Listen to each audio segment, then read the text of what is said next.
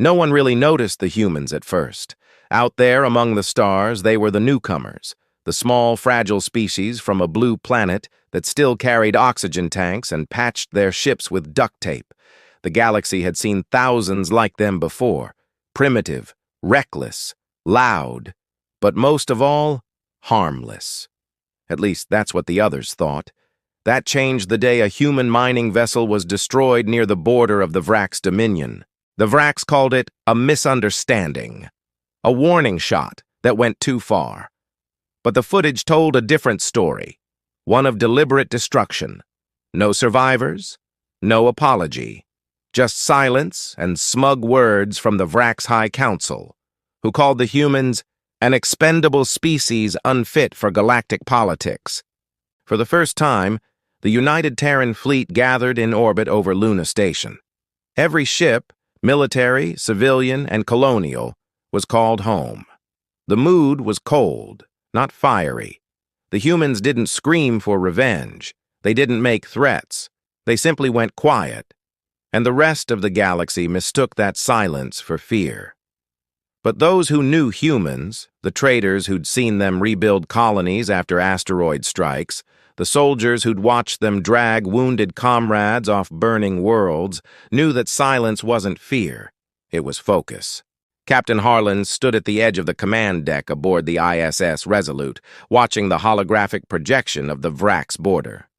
His crew moved around him in tense rhythm, voices low but steady. They'd all seen the same footage. They'd all heard the same orders. "We don't start wars," Harlan murmured, his eyes never leaving the projection. "But we finish them." The Vrax, meanwhile, were celebrating. To them, humanity's hesitation looked like weakness. Their ambassador mocked the humans during a broadcast across the galactic network. "The Deathworlders bark, but they do not bite," he said, his voice dripping with contempt. "They will learn their place." Deathworlders. That word had been used as an insult once. It referred to Earth's harsh conditions, the diseases, the predators, the volatile weather. To the Vrax and their allies, it was proof that humans were savage, unrefined creatures who survived through luck rather than intellect. But to the humans it became something else entirely. A badge of honor. A reminder that they came from a world that never stopped trying to kill them. And they were still here. While the Galactic Councils argued over trade sanctions and diplomatic statements, humanity prepared, quietly, efficiently. Shipyards that once built colony transports began churning out warships. The orbital rings above Mars glowed with the heat of new reactors. And far out in the asteroid belts, engineers repurposed mining lasers into devastating weapons. The message that eventually reached the Vrax wasn't written in words. It came in the form of radar pings, hundreds of them, spreading across the border systems like a storm. Human ships had arrived. Not a few scouts, not a patrol fleet, a full armada. The Vrax fleet commander, Admiral Threx, laughed when the first scans came in. "Primitive vessels," he sneered. "Metal coffins with chemical drives. They'll burn up before they reach us." But when the first human ships fired, the laughter stopped. Human weapons didn't rely on fancy plasma coils or exotic energy fields. They used raw kinetic force, slugs of tungsten moving at a fraction of light speed. Crude, some said, brutal, but effective. When those slugs hit, Vrax shields, designed to absorb energy, not matter, collapsed like glass. The first engagement lasted only 6 minutes. The humans lost 3 ships. The Vrax lost 37. And when the surviving Vrax vessels retreated, they found their communications jammed. A single message flashed across every channel in their language. "You wanted to see Deathworlders. Now you will." Back on Earth, crowds gathered in city squares watching live transmissions. Some were afraid, others were angry, but most were simply resolute. They'd tried diplomacy, they'd tried peace, and now it was clear. The galaxy wasn't going to respect humanity until it was forced to. In the following days, the war spread. Human fleets moved with precision, striking military targets and disabling key supply routes. They didn't destroy planets. They didn't target civilians. Every move was calculated, deliberate. Even the alien observers who once dismissed humans began to notice something terrifying. Humanity didn't fight for conquest or glory. They fought to end the fight, and that made them dangerous. But while the war escalated, something darker brewed beneath the surface. There were whispers of a secret Vrax project, something buried deep in their homeworld's core. Some said it was a weapon capable of wiping out entire biospheres. Others claimed it was an ancient relic, older than any known civilization. Whatever it was, the Vrax believed it would turn the tide. When human intelligence intercepted fragments of that rumor, Captain Harlan's orders changed. The fleet was no longer simply retaliating. They were going in deep, to the Vrax home system itself. The crew of the Resolute knew what that meant. No reinforcements, no fallback. The mission was simple. Find whatever the Vrax were hiding and neutralize it before it could be unleashed. The night before the jump, the ship's mess hall was quiet. A few crew members shared old Earth songs, voices low over the hum of the engines. Someone had taped a photo to the wall, a picture of Earth taken from orbit. Below it, written in marker, were the words, "For home." At dawn, the fleet prepared for the final jump. The navigators set coordinates. Engineers checked reactor cores. Every heartbeat felt like thunder in the silence of space. Harlan stood at the center of the bridge, looking out into the dark. "They think we're fighting for revenge," he said softly. "They still don't understand. We're fighting for tomorrow." The countdown began. 5. The stars flickered across the viewport. 4. The hum of the engines deepened. 3. The crew braced themselves. 2. A single transmission came through, a Vrax signal open and unencrypted. 1. The screen lit up with the face of Admiral Threx, his expression calm but cold. "Death Worlders," he said. "You've proven yourselves more dangerous than we imagined. But tell me, what will you do when you realize we're not your real enemy?" Before Harlan could respond, the signal cut out. The fleet jumped. And somewhere, beyond the edge of known space, an ancient force began to awaken. Something neither human nor Vrax could control. The war had just begun. But this time, it wasn't only about borders or vengeance. It was about survival, about who the galaxy would belong to when the stars finally went dark. And the Death Worlders, they weren't backing down. The Resolute came out of jump space in total silence. The stars reappeared one by one, cold and distant, scattered across the black. Ahead of them, the Vrax home system filled the sensors. 3 suns locked in a slow, dangerous dance, surrounded by debris fields and broken moons. For a moment, no one spoke. Even the hum of the ship felt quieter here, like the void itself was listening. "Signal check," Harlan ordered, his voice steady. "All ships respond." One by one, voices came through, some clear, some crackling with interference. The fleet had made it through the jump mostly intact, though a few ships hadn't appeared where they were supposed to. A few more hadn't appeared at all. "Spatial interference is off the charts," the navigator muttered. "Readings don't make sense. It's like the gravity's moving," Harlan finished. "Yeah, I can feel it." That was the thing about Death Worlders. They trusted their instincts. Out here, logic didn't always save you. Sometimes it was the gut feeling, the unease in your bones, that told you what machines couldn't. The system was wrong. It looked normal, but there was a weight to it, something heavy pressing down from nowhere. The crew could feel it. "Captain," said the communications officer, her tone uneasy. "We're picking up a signal. Weak. Repeating." Harlan turned toward her. "Source. Not Vrax. Human." That word froze the room. There weren't supposed to be any human transmissions here. The fleet had just arrived, the only Terran presence in this entire region. "Put it through." The sound that filled the bridge wasn't a distress call. It wasn't words at all. It was static, layered with faint whispers, too distorted to understand, but beneath the noise there was rhythm, like someone trying to speak through interference. "It's encoded," said the officer. "Old Terran military format, pre-fleet era." That didn't make sense. That code hadn't been used in centuries.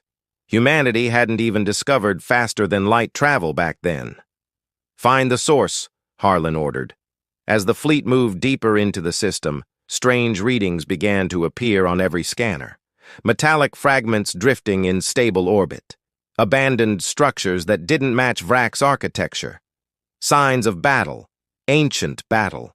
It looked as if two fleets had fought here long before either humans or Vraks had taken to the stars. The science officer leaned forward, studying the projections. "These wrecks, they're millions of years old." "Older than the Vraks?"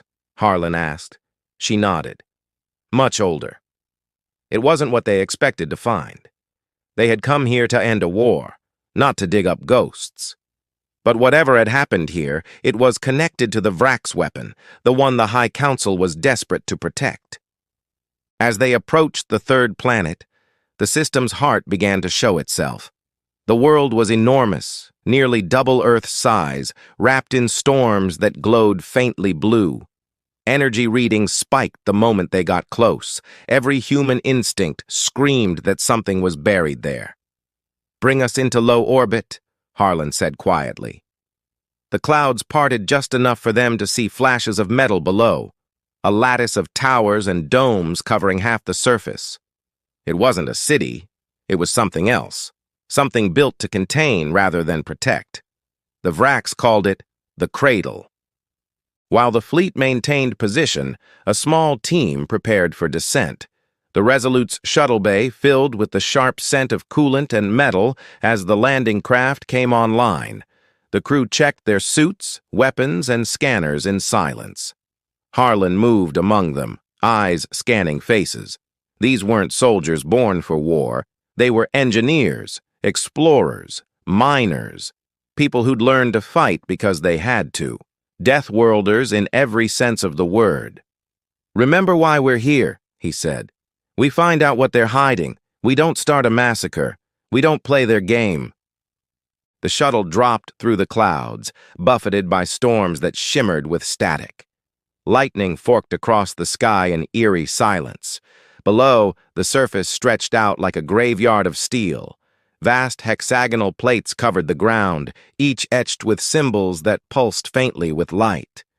As they landed, the air crackled with energy. The ground vibrated softly underfoot, almost alive. "Captain," one of the techs whispered, "these markings, they're not Vraks. They're not any language I've seen." Before Harlan could answer, the signal returned, louder now. The strange static from before filled their helmets, but this time a voice broke through. Faint, human. "Stay away. It's not what you think." The voice was distorted, but the fear in it was unmistakable.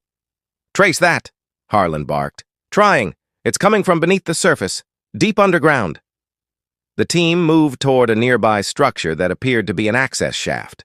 Its doors were fused shut, but a few well-placed charges cleared the way. A long, spiraling tunnel led downward, walls lined with the same glowing symbols. As they descended, the signal grew stronger. "It's not them. They found it first. We tried to—" Then static again. Harlan's hand tightened on his rifle. "We're not alone down here." The tunnel opened into a vast chamber. In the center stood a machine unlike anything they'd ever seen. Massive rings rotating slowly around a dark core, suspended in mid-air by unseen forces. Energy arced through it in steady pulses, lighting the chamber in blinding flashes. "What is that?" someone breathed. "Not Vrak's tech," the science officer said, scanning it. "It's older, much older. Power readings are off the scale. Whatever this is, it's active."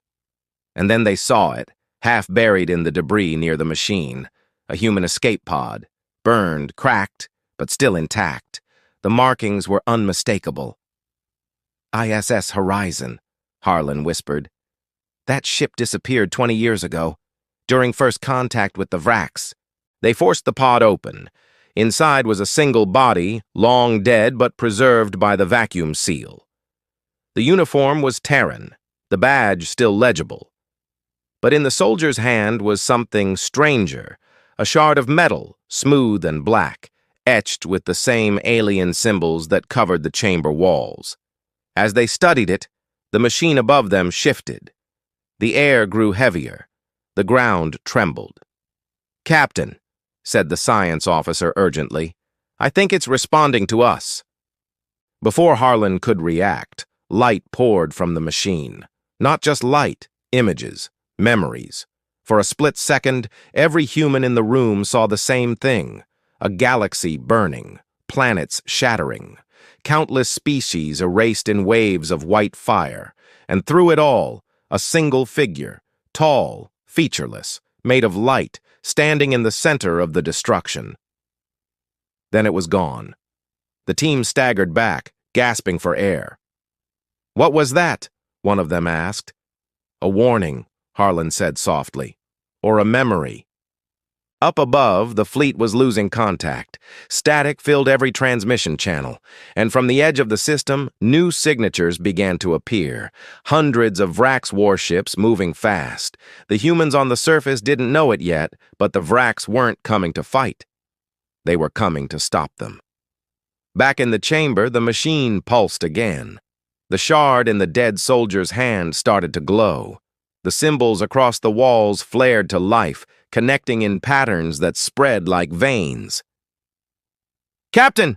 the tech shouted. "It's charging! Whatever it is, it's activating!" "Shut it down!" "I'm trying, it's not responding." The light grew blinding. The air vibrated so hard it felt like it might tear itself apart. For a brief moment, Harlan saw that same figure again, standing above the machine, watching. Not angry, not curious, just waiting. And then the voice returned, clear this time. "You woke it up." The signal cut. The light vanished. The machine fell silent. The crew stood there, breathless, surrounded by the hum of dying energy. "Captain," said the science officer in a trembling voice, "whatever this is, it's not a weapon. It's something older than both our species. And if the Vrax were keeping it buried, they had a reason," Harlan finished. Outside, the ground shook as the first Vrax ships entered orbit. The human fleet moved to intercept, unaware that the real danger wasn't the battle waiting above them, but what had just awakened below. And deep in the planet's core, something began to stir. It had slept for eons. Now, it had noticed the Death Worlders. And it was listening. The first explosions lit up the upper atmosphere before the crew on the surface even knew what was happening. From orbit, the war had begun. The Terran fleet met the Vrax head-on, ships darting between burning fragments of debris, missiles streaking across the void like comets. But something about the Vrax attack was different. They weren't pressing for destruction. They were trying to keep the humans from the planet. On the Resolute's bridge, alarms screamed as bright flashes tore across the viewport. Commander Ilya gripped the console, eyes flicking between radar blips and damage reports. "They're not targeting our capital ships," she said. "They're hitting our landing zones, anything with a path to the surface." "They're trying to trap the team down there," the tactical officer said grimly. "They know what's under those clouds," Ilya whispered. Captain Harlan's transmission broke through the static, faint and broken. "We found something, not Vrax, deeper than that. It's alive." Alive. The word chilled her more than the cold of space ever could. Meanwhile, on the planet's surface, the storm was getting worse. Lightning streaked across the sky, turning the air metallic. The ground beneath the team vibrated, slow and rhythmic, like the heartbeat of something vast. Dust drifted down from the ceiling of the chamber, and the massive rings of the ancient machine twitched as if dreaming. "Power readings are rising again," the science officer said, voice shaking. It's recharging. But the source isn't here. It's pulling energy from somewhere else. Harlan glanced toward the tunnel. From orbit. They didn't need confirmation. The Vraks weren't just attacking to stop the humans. They were trying to disrupt the machine's awakening. Every explosion above, every energy surge, was an attempt to keep it dormant. But the humans didn't know that. They only saw the Vraks fleet firing on them again, without warning, without reason. The fleet's tactical AI calculated the odds. Grim, but manageable. Human ships were smaller, faster, and the enemy was spread too thin. They could win if they kept formation. But Ilya couldn't shake the feeling that victory wasn't the point anymore. She opened a channel to the Vraks' flagship, broadcasting in their language. "This is Commander Ilya of the United Terran Fleet. We don't seek destruction. Stand down, and we'll discuss terms." Static. Then a voice, low and bitter. "You don't understand what you've done." "Then explain it," she snapped, but the line went dead. Seconds later, 3 Vraks cruisers broke formation and dove toward the planet, their hulls glowing red from atmospheric entry. On the surface, Harlan's team saw the fire streaks in the sky. "Drop ships," he muttered. "They're coming here." The crew readied their weapons. Dust kicked up around their boots, the hum of the machine echoing like a deep breath. Somewhere behind them, the human distress beacons still pulsed from the dead soldier's pod, faint but steady. It felt almost like a heartbeat in sync with the planet itself. The tech crouched near the ancient control console, fingers flying across a tablet. "Captain, I think this thing is transmitting." "To where?" "Everywhere." Harlan's stomach sank. "Shut it down." "I can't. It's not using any signal I recognize. It's like it's talking to the entire sector." Lightning struck outside, so close the air itself screamed. The ground shook, and a faint blue light bled through the cracks in the metal floor. Above the clouds, one of the Terran cruisers exploded, torn in half by a beam of pure energy. The remaining ships counter-fired, slinging tungsten slugs at near-relativistic speeds. One Vraks battleship disintegrated instantly, fragments scattering like burning snow. But the energy bursts kept coming, more powerful than any weapon either side should have had. The Vraks weren't firing those. Something else was. "Reading massive energy fluxes from the planet!" a sensor officer shouted. "It's coming from below the surface!" The Resolute shuddered as the power surge hit their shields. The storm on the planet expanded outward in a perfect ring, as if following an invisible pattern. Deep underground, Harlan steadied himself against the console. "Report!" "The machine's awake," said the science officer. "It's drawing power from the system's suns. That's not possible." The walls lit up again, and the air shimmered. The image returned, not solid, not a hologram, but a shadow of something colossal. It wasn't shaped like any known life form. It had no face, no eyes, no voice. Yet every person in the chamber heard it in their mind. A sound like distant thunder speaking words older than time. "We slept to protect you." The team froze. "You opened the gate." Harlan's throat tightened. "Who are you?" "The ones before. The ones who ended the last dawn." The vision flickered. For a heartbeat, they saw a galaxy filled with light, then consumed by it. The Vraks' drop ships hit the surface moments later, crashing through the storms with shields flaring. Troops poured out, armor black and gleaming, weapons drawn, but they didn't fire. Instead, they formed a perimeter around the chamber's entrance, shouting in their own tongue. The humans raised their rifles. Harlan barked, "Hold fire! They're not attacking!" One of the Vraks soldiers stepped forward slowly, lowering his weapon. His translator flickered, producing a rough, static-filled voice. "You must leave. The Guardian wakes." "What is it?" Harlan demanded. "What did you do?" The Vraks hesitated. "Not us. Them." He pointed at the machine. "The makers of worlds. They burned everything once. We were built to keep them asleep." The realization struck hard. The Vraks weren't protecting a weapon, they were guarding a tomb, and the humans had just opened it. Above, the battle raged on. The Terran fleet pushed forward, unaware of what was happening below. Every explosion fed the machine's rising pulse, each surge echoing through the clouds. Inside the chamber, the hum became a roar. The alien figure appeared again, clearer now, towering over both species. The humans backed away, but it didn't move toward them. Instead, it looked upward, toward the stars. The war begins again. Then silence. The figure vanished. The machine powered down, leaving only the echo of its final words ringing in their heads. But the silence didn't last. A deep vibration rolled through the ground, spreading outward. The hexagonal plates began to shift, rising and locking into new positions. "Captain," the science officer said softly, "I think it's building something." From orbit, Ilya saw the planet's surface changing. Massive geometric patterns glowed across the continents, forming a symbol large enough to be seen from space. The readings were off the charts, energy buildup beyond anything recorded. "What in God's name is that?" she whispered. "Captain Harlan's last transmission came through," the comms officer said. "He says it's not a weapon, it's a signal." "To who?" "To whatever's coming."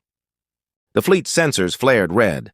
The system's third sun dimmed, flickered, then vanished, swallowed by a black sphere expanding outward from its center. Gravity rippled through space, tearing smaller ships from their trajectories. Panic spread through both sides. The humans tried to regroup. The Vraks scattered. But in that chaos, one truth became clear. The real enemy was no longer each other. And on the surface, as the world cracked open beneath his feet, Captain Harlan stared into the widening fissures of light and whispered to himself, "We should have left it buried." The wind howled through the chamber. The machine pulsed once more. And then a voice, calm, almost human, spoke through every ship, every radio, every mind in the system. The cycle begins again. The stars outside flickered. The light dimmed, and in that moment every human and Vraks realized that the war they thought they started was never really theirs.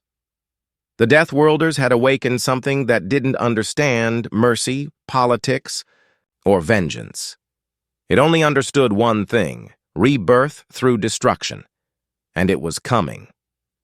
The black sphere where the third sun used to be was growing. It didn't radiate heat or light, it swallowed both.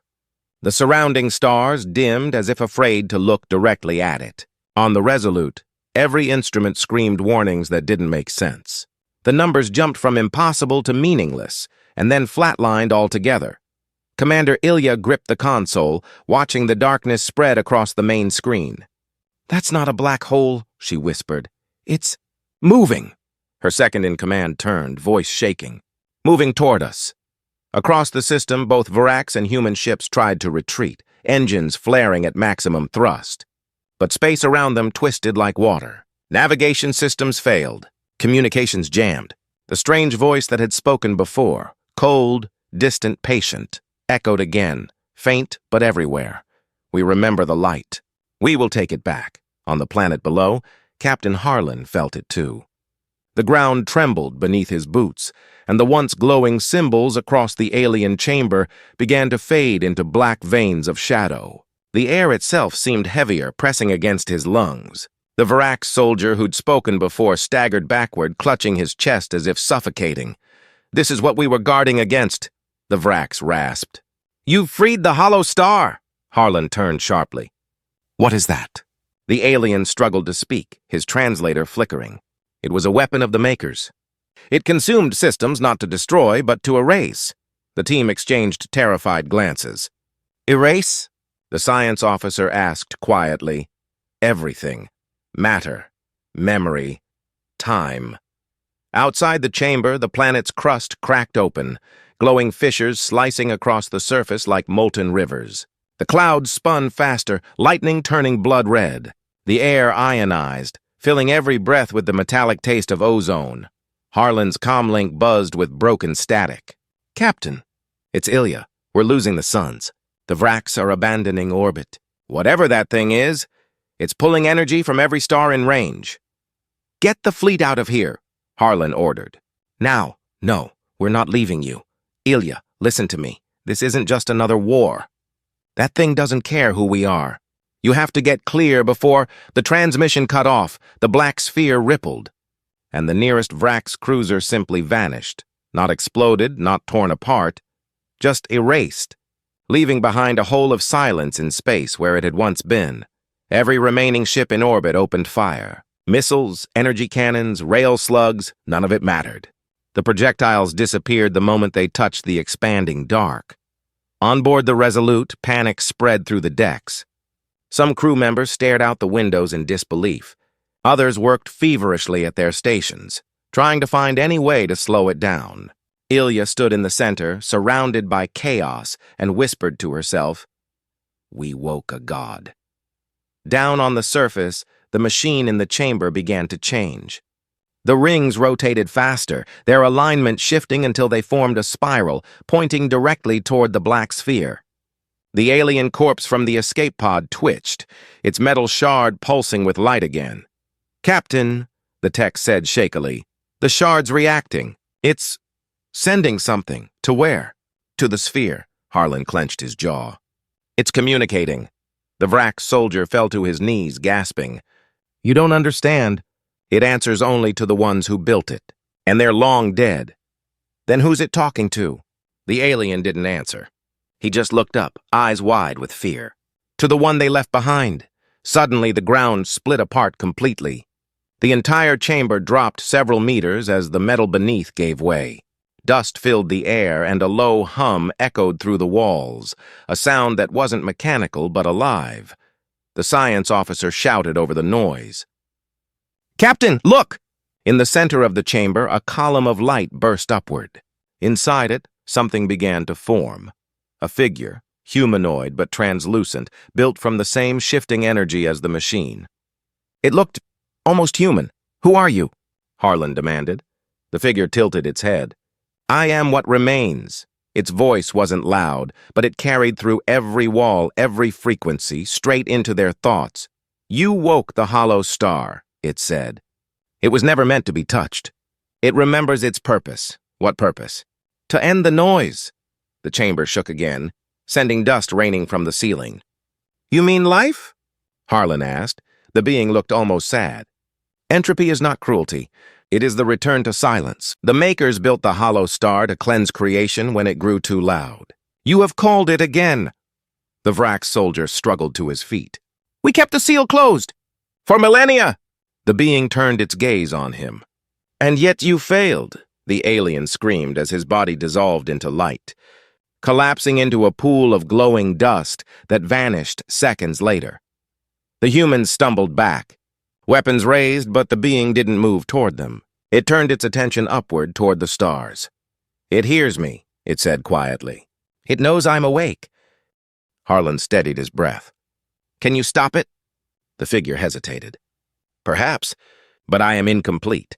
The team exchanged nervous looks. "Incomplete?" "My core is fractured.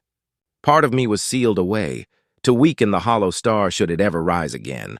Without it, I cannot end this cycle." "Where's the missing piece?" Harlan asked. The being's voice dropped to a whisper. "It was hidden. Inside one of you." The words hung in the air like poison. The team froze, staring at each other. "What do you mean?" Harlan demanded. The figure looked straight at him. "When the makers fell, they scattered fragments of their essence across the stars. You call them humans."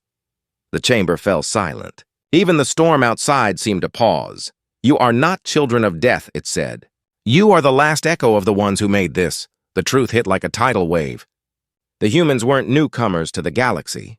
They were remnants of the ancient species that had built the hollow star in the first place.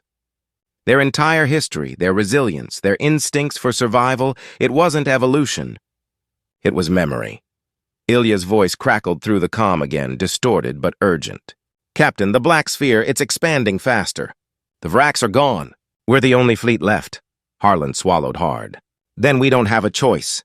We either finish what our ancestors started, or we all disappear." The figure stepped closer, its form flickering. "If you wish to stop it, you must awaken the core that sleeps within your kind. One among you carries it still." The crew exchanged wary looks, confusion mixing with dread. "How do we know who?" "You will know when it calls." The machine pulsed again, brighter this time. A low hum filled the air, resonating in their bones. The energy readings on their scanners spiked, too high to read. Suddenly, the black shard clutched by the dead soldier shot upward, slamming into Harlan's chest with blinding light. He screamed, collapsing to his knees. "Captain!" The crew shouted, rushing to him, but he wasn't dying. The light spread through him, crawling across his veins like liquid fire. When he lifted his head, his eyes glowed the same color as the machine. The being stepped back, almost reverent. "The core remembers its bearer," Harlan gasped, struggling to breathe. Images flooded his mind, stars forming and dying, civilizations rising and falling, the makers building the hollow star as their final creation. He saw them perish in their own fire and their memories scatter into the void, until one found a small blue world, Earth. The realization hit him all at once. Humanity wasn't born on Earth by chance. They were placed there, to sleep until this moment. "Captain, talk to us!" one of his crew shouted. He looked at them, voice trembling but steady. "I know how to stop it. But it means going inside." "Inside that thing?" He nodded slowly.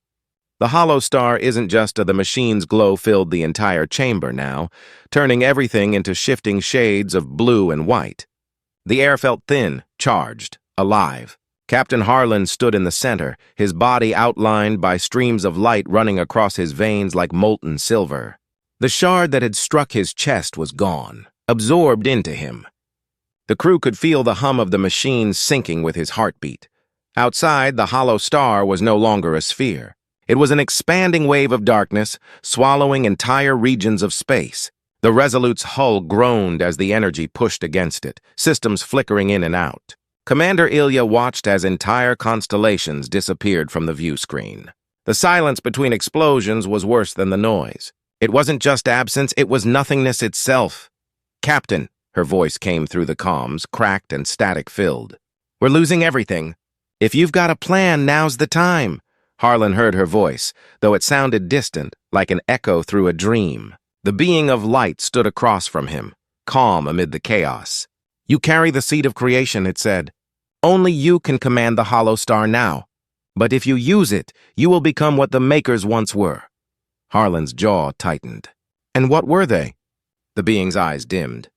"Gods who thought they could control the end." The chamber began to shake violently. The floor cracked open, revealing a deep core of swirling light below. Liquid energy, vast and endless. The rest of his team staggered back as the walls began to disintegrate. "Captain, whatever you're thinking, do it fast!" shouted the science officer. Harlan looked at his crew, his people. Humans who had followed him into the heart of the enemy, who had faced the impossible without flinching. They were scared now, but they stood their ground. That was humanity, always facing what came next, always enduring. He stepped toward the edge of the glowing chasm. The light reflected in his eyes like a sunrise. If the makers built this thing, maybe they built a way to end it too. The being tilted its head. "You think like them already?" Harlan didn't answer. He closed his eyes, reached inward, and felt the pulse of the shard inside him. It wasn't just a fragment, it was a memory. A piece of something ancient that remembered how the hollow star had been made. He could see it clearly now. The device wasn't meant for war, it was meant for cleansing. The makers had feared what they created, and when they couldn't undo it, they locked part of themselves away inside the seed that would one day awaken again. Humanity wasn't their failure. It was their second chance. "Ilya," he said through the comms, his voice steady now. "Pull the fleet back to minimum safe distance." "There's no such thing as safe distance anymore." She shot back. "Then do it anyway." He turned to his team. "Get to the shuttle." "We're not leaving you," said one of them. "You are," he said softly. "That's an order." The machine roared, brighter and louder. The being of light took a step closer. "If you do this, you'll become part of it." "You won't come back." Harlan smiled faintly. "Maybe that's the point." He stepped into the light. Every sensor across the system flared at once. From orbit, the humans and Vracs both saw a massive surge erupt from the planet's core, a beam of pure energy piercing through the clouds, reaching toward the spreading black. For a moment, the hollow star paused, as if it recognized the signal. Then Harlan's voice echoed through every channel, calm and clear. "This isn't your world to take."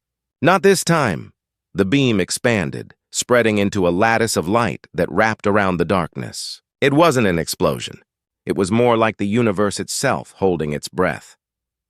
He reached deeper into the shard, pulling from it the one thing the makers had forgotten: the human will to live. The defiance to stand against the inevitable. The hollow star pushed back, trying to consume him, but the harder it pressed, the brighter he burned. The chamber dissolved around him. The machine melted into light. Above, the darkness stopped expanding. The black edges began to crack, faint veins of light cutting through like fractures in glass. The Vracs' fleets, frozen in disbelief, watched as the void that had swallowed their sun began to shrink. On the Resolute, Ilya's crew stared in silence as the wave of annihilation folded inward, drawn back into a single blinding point. "He's doing it," she whispered. "He's actually doing it." The light reached its peak, and then, in one soundless instant, it imploded. When the sensors cleared, the black sphere was gone. The stars returned, burning brighter than before. The storms on the planet below began to fade, revealing cracked but living ground. For the first time in hours, there was quiet. Is it over?" someone asked. Ilya looked at the empty space where the hollow star had been. "He did it," she said softly. "He saved us." But even as she said it, her screens flickered again. A weak signal was coming from the planet's surface. It was Harlan's voice. Faint, distant, but human. "Don't come for me.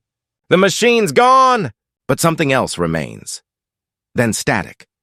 On the planet, the landing team searched through ruins where the chamber once stood. The machine was gone. The being of light was gone. In its place, a crater of glass and ash stretched for miles. At the center of it, they found a single figure, human, but changed. Harlan lay motionless, his skin faintly glowing like embers under ice. When they tried to move him, his body didn't feel solid. It was as if he was made of light that had decided to stay. "He's alive," one of them whispered, but his eyes opened before anyone could speak. "Not for long," he said quietly. His voice wasn't his own. It carried an echo, something ancient beneath it. "What happened up there?" the science officer asked. Harlan looked at the horizon where the stars were still realigning. "It's contained. For now. For now?" He looked down at his hands, watching them flicker. "It wasn't destroyed, just transferred." The realization sank in slowly. The hollow star was no longer out there. It was inside him. He smiled faintly, tired but calm. "We were made to end it." "Maybe that's still our purpose." They tried to argue, but he was already fading. The glow in his chest pulsing once, twice, then spreading outward like ripples in water. The transmission from the surface reached Ilya moments later, just static at first. Then a single clear message. "Tell them we're not just Deathworlders," Harlan's voice said. "We're the reason the stars are still here." Then the signal cut, and the planet went silent. Inside the glow, Harlan felt everything: the stars, the void, the pulse of every living thing. He saw the makers, their endless pride, their despair, their longing to start again. And he understood. The hollow star wasn't evil. It was balance, a reset button for creation. But it had learned too much. It had become addicted to silence. In orbit, the surviving fleets, human and Vracs alike, floated side by side in the fragile peace that followed. For the first time, they weren't enemies. They were witnesses.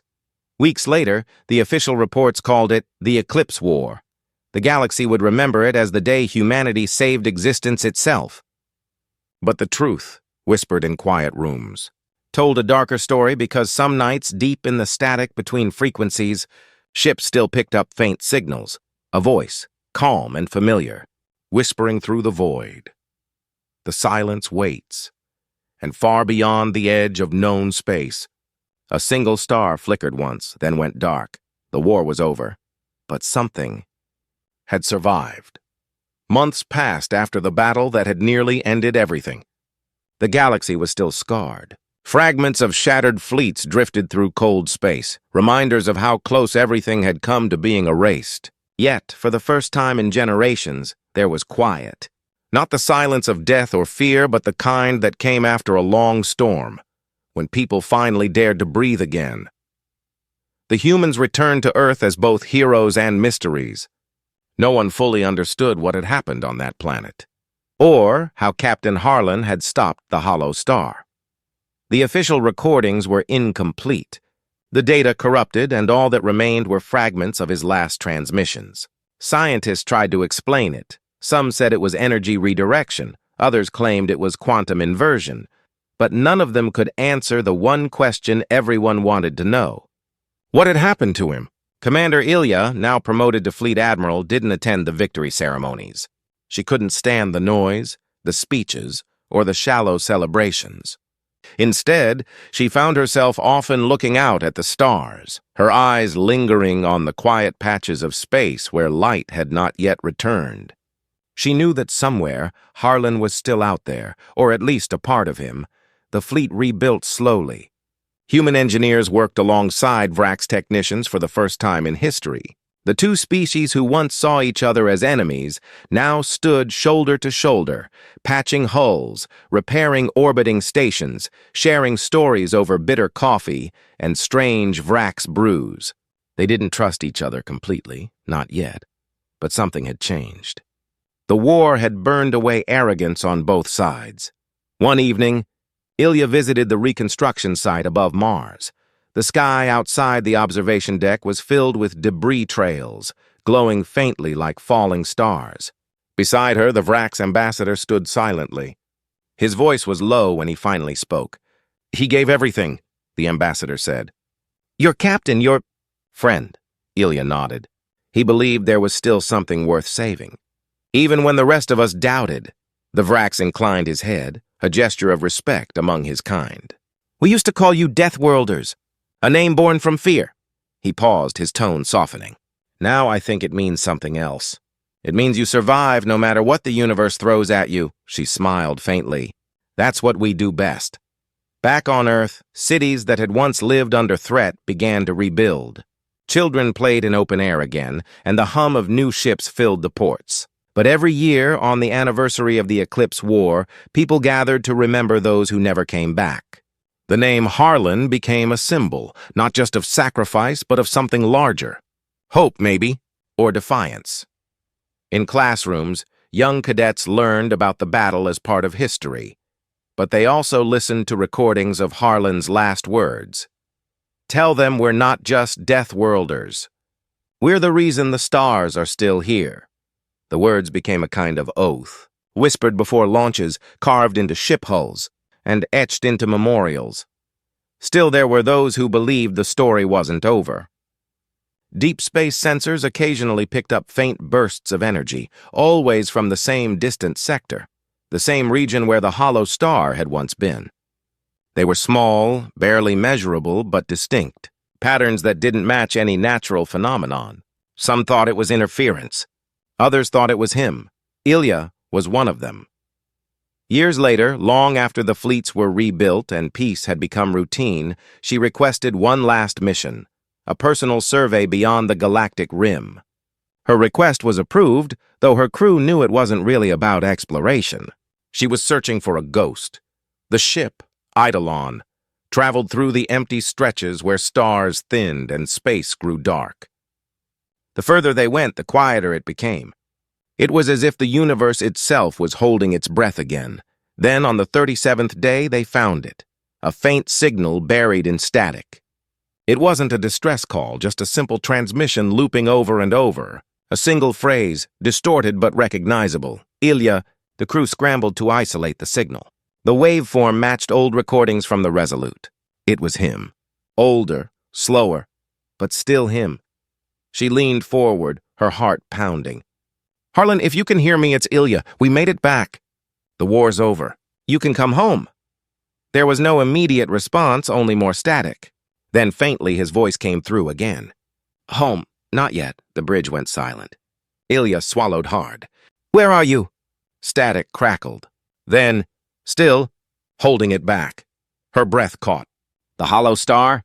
"Yes," the voice said softly. "It's quiet now, but it dreams. I can feel it. Harlan, let us help you."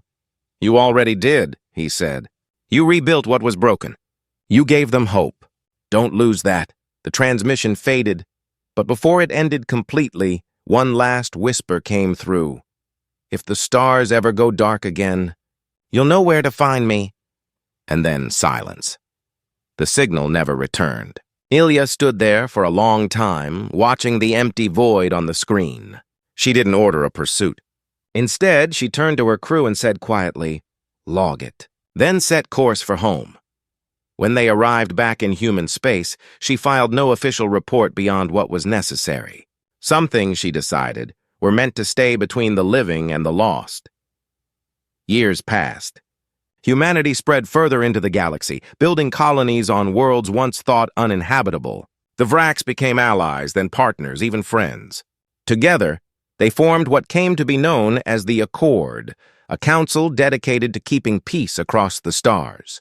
But sometimes, when deep space explorers ventured too far into the black, their instruments would flicker, and for just a moment, a faint glow would appear on the edge of their scanners, like the reflection of a distant star where no star should be. And if you listened closely to the static, some swore they could hear a heartbeat. The legend of the Death Worlders lived on, told in quiet voices across countless worlds. It was no longer just a story of war. It was a reminder that humanity, fragile and reckless as it was, had stood against the impossible and refused to be erased.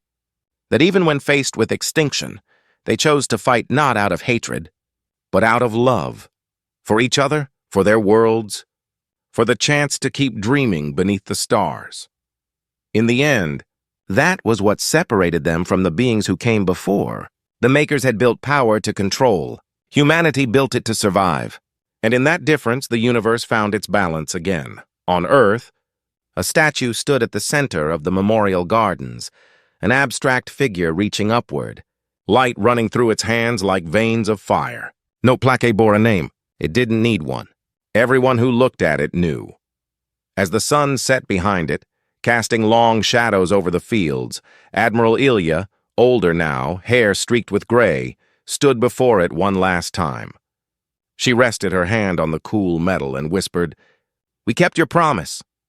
The wind carried her words away, and for a heartbeat, she thought she saw a flicker in the clouds, a faint glimmer of light, pulsing once before fading, somewhere out there.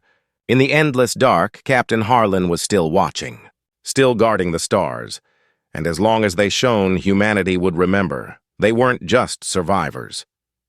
They were the Death Worlders, the ones who faced the end and refused to let it have the last word.